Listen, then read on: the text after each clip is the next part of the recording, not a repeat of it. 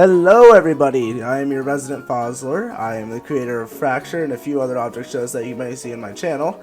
And today we're going to be doing the long-awaited, as in probably waiting like I don't know, week and a half to 2 weeks, Fracture animation tutorial. Yay! Before we start, I might be rambling a bit, so yeah. Alright, let's get into it.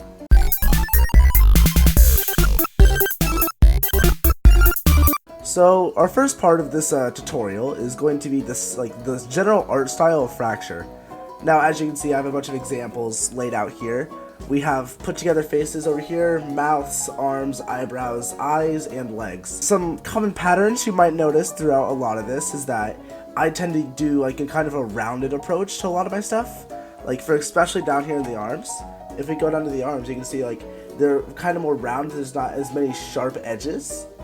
Like, for example, even when there's, like, the anger bent arm thing, you still see a little bit of a curve before you go to it.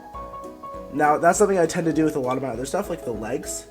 The only thing that might be, like, a bit bendy is this little ankle bit.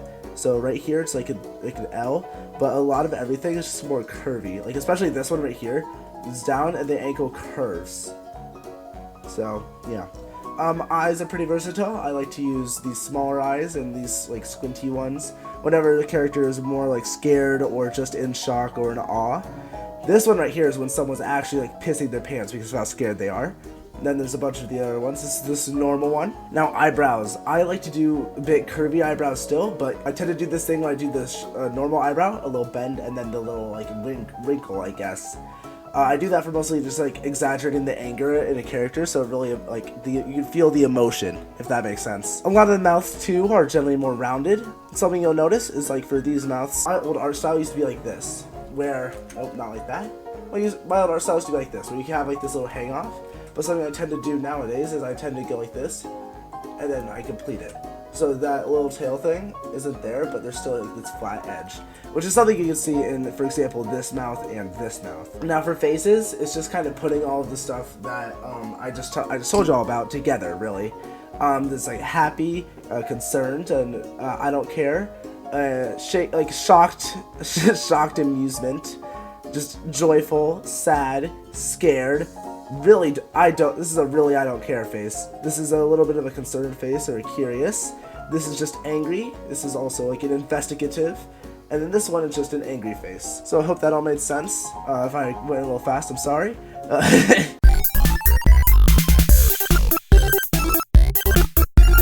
Now that I've taught you all about the basic style, we're going to go on to a basic movement animation test.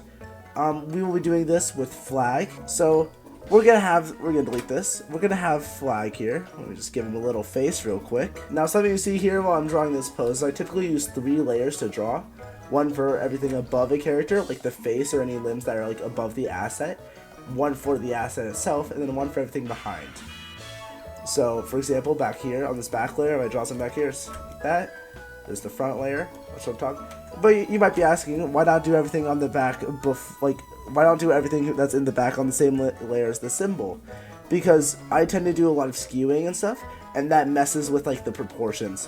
When, for example, if I just want to move this, that'd be a lot easier if nothing else is on that layer. So to start, we're going to have flag get into this position, and then let's just draw another position of just like a little curious, like so we'll do like in this position. So something else I like to do a lot is making sure that the legs are skewed whenever a character moves.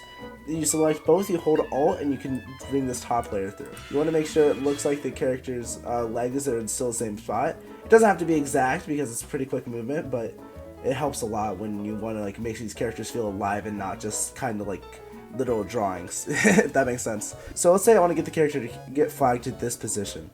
We're going to do an anticipation, which usually most of the time, for like if I'm trying to get something done really fast, I just kind of select the entire body and I skew it like this, and then I keyframe the actual movement. I skew it, like exaggerate it, so that would cause them to look like this. Which, you know, that looks good, but we can make this look even better. So what we're going to do is we're going to slightly drag this out. So it looks like the arm is actually going into that position. But if we need to add like a recoil. So that's kind of like let's say you're moving your hand from one position to the other. If it was just a static movement, that would not look really good. But if let's say you do this, and then you go down, but you over exaggerate it, and then you come back to the arm you want to, it kind of does this thing where it goes down and then back up, and that's a lot more like real, if that makes sense. So right now it's just like the arm goes to that position and the entire body skews, but we also want this arm to skew. So we're going to do that, and that's basically the arm curling up too much and then unfurling a bit. So if that looks a lot better than just a static 1 to 2, right? But we can also make this look even better. So let's say this arm right here, this one goes outwards. So basically we would want to add a anticipation, which is basically making it so the viewer like sees this and they know this is about to move. So you see the arm go forward and then it's going to go backwards, which we will exaggerate this by making it go further and then back. Now that definitely looks a lot better than just a simple skewing, right? Well, I think so. That's typically just like the extent of basic movements that you would see from Fracture. Now we're gonna talk about my habit of skewing. So I tend to do skewing a lot. If you've seen in Fracture episodes, for example, I just crashed the program. That's great. So something you tend to see in a lot of my animations is when a character moves really fast away from something, they tend to like skew over to it. So let's say we have Mast here and we want to get him off screen fast. Something I tend to do is I tend to like have them move a bit, but if let's say I don't want to animate a walk cycle, I slightly skew it. So it looks like they're sliding, kind of. And then for the second frame, we want to skew even more, but we want to make it like a bigger gap. And we'll move it even more. Because the more that someone skews, it implies a faster movement. And so let's say here, here, here. So it's like, it kind of speeds up as you go through. And you want to skew even more. So let's say do that, and we'll go even more. But now, we want an even bigger gap between this. So let's say, you can kind of see how the gaps right here starts out small, and they get bigger as it gets more skewed. So we're going to skew it even more, and we'll have an even bigger gap. Final so it should look like this. Start out slow and then they get off. But you know, I'm gonna be honest, this only works if you're implying a really, really fast movement.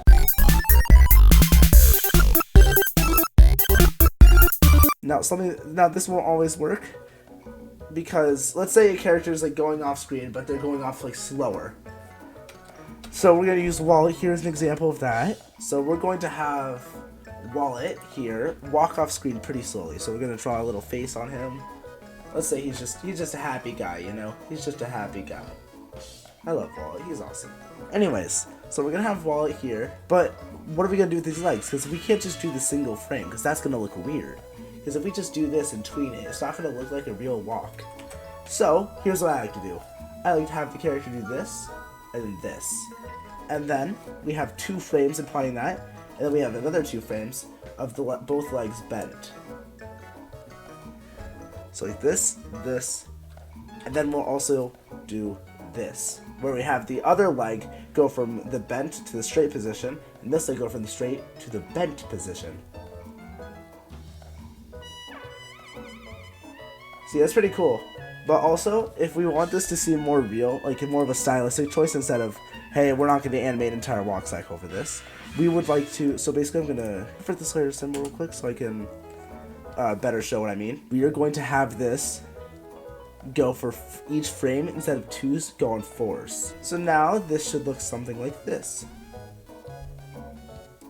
Which, granted, it's not a complete walk cycle, but it implies a walk, right? So let's say we have Wallet here, and we'll see, it looks like Wallet's walking. Oh, that was a bad graphical run. See, it looks like Wallet's kind of walking now. But that's a little boring. Let's say we want to add a little more spice to that. So basically, we have this, and then when the legs go bent, we'll have Wallet also go down. So like this, and then he'll go back up for the second thing. He'll go back up, and then he comes down for the next bent. So if that's done correctly, it should look like this. Which, that also looks way better, but we can also make this look even better. So let's say we have these arms, right? Let's say when you're walking, you know your arms go from side, like forward and backwards, right? We'll do that here. So we're gonna have that arm go like this, and then this one go like this. So we'll have this, and then if we just make it go back the same place again, that's not gonna look that natural. So we're gonna have this arm, since it was just over here, we're gonna bring that forward. And for this arm, we're going to bring that backwards. Now, if that's done correctly, it should look like this. See, that looks a lot more natural. Also, why is this? Oh, I know why. Okay, fixed. Alright, so that is a really basic walk cycle for a character, so getting off screen a little slower. Now, the speed that you bring them off, like with a tween or something, doesn't really matter as long as it's just realistic for the walk.